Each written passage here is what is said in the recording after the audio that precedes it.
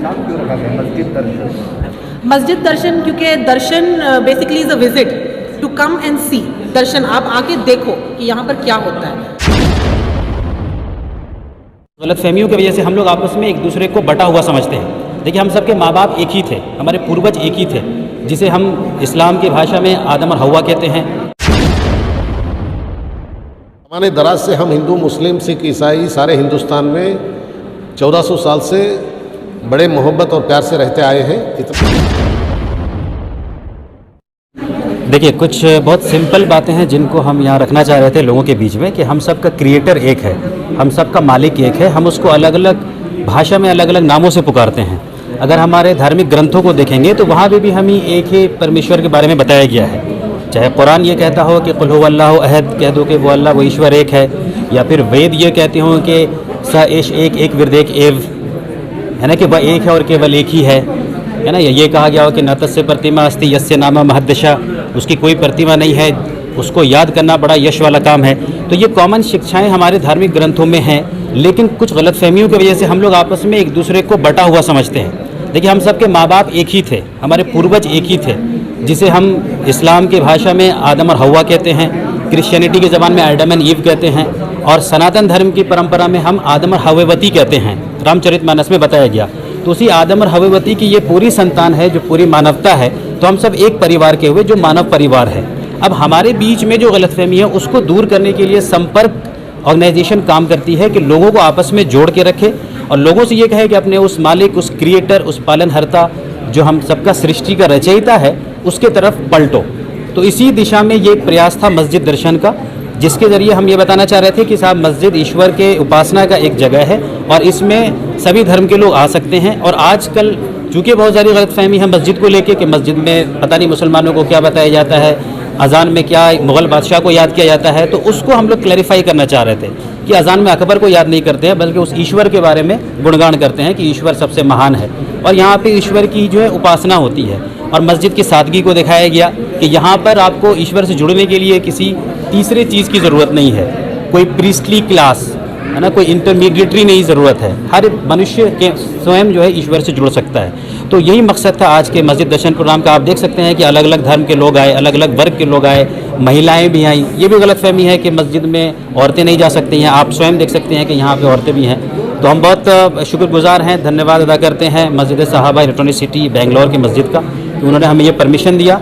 और जो वॉलंटियर्स थे हमारे, उन्होंने इसके ऊपर काफ़ी मेहनत की। और हम ये आशा करते हैं कि ये पूरे भारतवर्ष में इस तरह का प्रोग्राम हो, ताकि हम सही मायने में एकता बना सकें। जो रियल यूनिटी है ना, ये केवल उस एक ईश्वर की बुनियाद पर ही हो सकता है।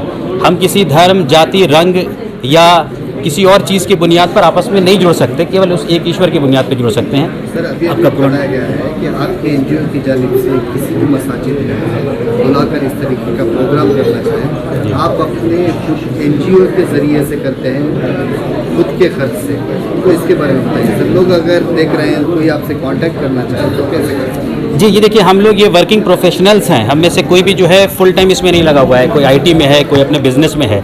हम लोग जो सैटरडे संडे का दिन है, उस दिन को यूज़ करते हैं इस तरह के काम के लिए। तो हम लोग रेडी हैं हमेशा प्रोग्राम को ऑर्गेनाइज़ करने के लिए। प्रोग्राम ऑर्गेनाइज़ करना हमारी जिम्मेदारी है। परमिशन अगर हमें किसी भी मस्जिद से मिलता है, हमें इनवाइट करते हैं, चाहे वो बेंगलोर में हो या बेंगलोर से बाहर, इंडिया के अंदर कहीं भी, तो भी हमारे वॉलंटियर हर जगह मौजूद हैं। वहाँ पे हम लोग ये प्रोग्राम कंडक्ट कर सकते हैं और इसमें कोई ख़ास खर्चा नहीं आता। आप देख सकते हैं अजान के सिर्फ पोस्टर्स लगे हैं और यहाँ पे कुछ बातें बताई जाती हैं और खाने का इंतज़ाम होता है। तो इसके लिए अगर कोई भी हमसे संपर्क करना चाहे, हम लोग के नंबर पे कांटेक्ट कर सकता है 8884542768 पे। 8884542768 पे। Thank you. आपका नाम? मेरा नाम खुर्शीद इमाम है।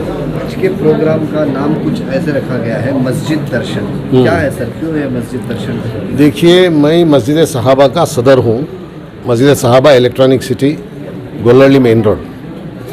और मेरे पास संपर्क नामी एक ऑर्गेनाइजेशन के नौजवान मेरे पास आए और उन्होंने कहा कि एक प्रोग्राम करते हैं जिसमें हिंदू, मुस्लिम, सिख, ईसाई सब मिलकर मस्जिद में क्या होता है वो जानकारी उन्हें फराहम करते हैं दूसरी कौमों को, और अज़ान का मतलब क्या है वो उन्हें साफ साफ बताया जाएगा। और उनका कहना ये था कि चूँकि गैर मुस्लिम बरादरान वतन में अज़ान के बारे में, नमाज के बारे में, मस्जिदों के बारे में गलत फहमी पैदा की जा रही है। उस गलत फहमियों को दूर करना, उसका अजाला करना बहुत ज़रूरी है। इसके लिए उन्होंने ये कदम उठाया है कि किसी भी मस्जिद में गैर मुस्लिमों को बुलाकर उन्हें मस्जिद दिखाई जाए और अज़ान का मतलब समझाया जाए, बताया जाए, और नमाज कैसे पढ़ी जाती है, नमाज क्यों पढ़ी जाती है, नमाज पढ़ने के बाद सामने कुछ होता है या नहीं, वो प्रैक्टिकली उन्हें दिखाया जाए। ये सब उन्होंने मुझे समझाया तो मुझे लगा ये बहुत ज़रूरी है आज के लिए। आज जो हालात बाहर बनाए जा रहे हैं जानबूझकर, ज़माने दराज से हम हिंदू, मुस्लिम, सिख, ईसाई सारे हिंदुस्तान में 1400 साल से बड़े मोहब्बत और प्यार से रहते आए हैं। इतना ही नहीं, आज़ादी के वक्त हमारे बुज़ुर्गों ने बहुत जानें अपनी कुर्बान कर दी इस मुल्क की आज़ादी के लिए। वो सारे हिंदू, मुस्लिम, सिख, ईसाई सब मिलकर थे। उसमें सबसे आगे उलमा ने भी अपनी जानों को कुर्बान किया है। लिहाजा हमारे मुल्क में इतने अच्छे जो हालात थे, इसको बिगाड़ने के लिए जो गलतफहमियाँ बनाई जा रही हैं या गलतफहमियाँ डाली जा रही हैं, उसमें एक बहुत बड़ी गलतफहमी मस्जिद के बारे में और अज़ान के बारे में है। लिहाजा ये संपर्क ग्रुप के नौजवानों ने अपने तरफ से ये कोशिश करने की ठानी है कि इन गलतफहमियों को दूर किया जाए। मस्जिदों में उन्हें बुलाकर, बिठाकर, दिखाकर और साथ में उनके साथ में बैठकर खाना भी खाकर। तो मुझे लगा ये बहुत ज़रूरी है आज के चलते हुए हालात में। लिहाजा मैंने उन्हें इजाज़त दी। मस्जिद सहाबा में आज ये प्रोग्राम हुआ सुबह 10 बजे से तकरीबन 3 बजे तक। हमारा डिमांड वही है, एक अमन पसंद शहरी होने के नाते मैं सबको ये डिमांड करता हूँ कि ऐसे लोगों को सपोर्ट किया जाए।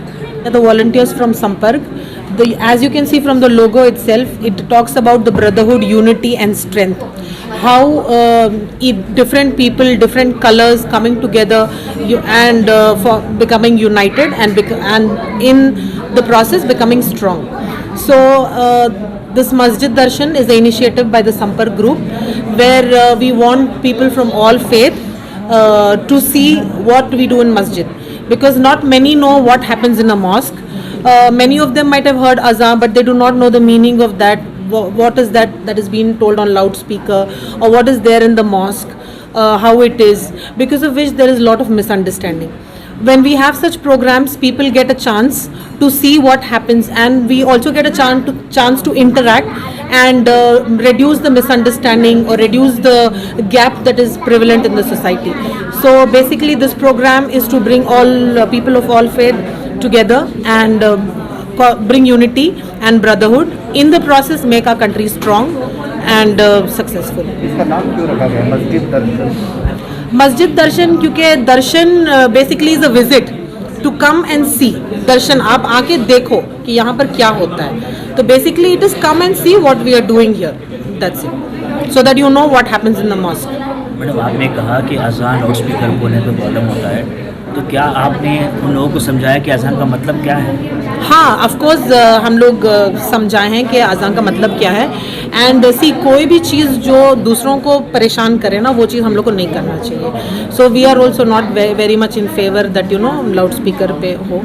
किसी भी कोई भी तरह के लोग, अगर if we are causing problem to our neighbourhood then we shouldn't do it. But या डेफिनेटली ऑन लो वॉल्यूम, और we can have other means by which we can have azan. और इसका meaning we explain that what we have the translations of azan in various languages, and based on that we explain the meaning of the azan for everyone. Thanks.